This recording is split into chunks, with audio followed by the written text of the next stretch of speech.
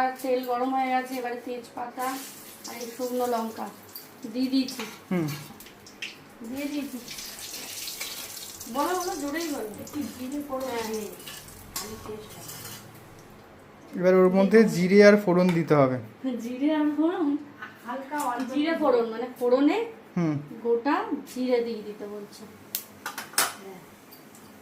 তারপরে পেঁয়াজ দিয়ে তারপরে চিনি দিয়ে দিই অল্প করে, লাল হোক, একটুখানি লাল হোক।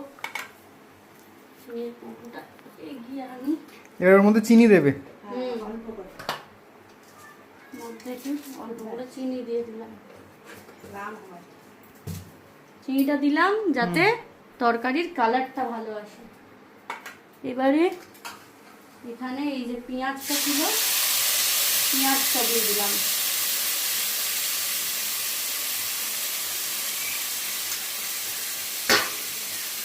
পেঁয়াজ দিয়ে ভালো করে নাড়ান চাড়ান করতে হবে। চলো এটাকে একটু ভালো করে ফ্রাই করে নিই, তারপরে দেখা হচ্ছে আবার তোমাদের সাথে।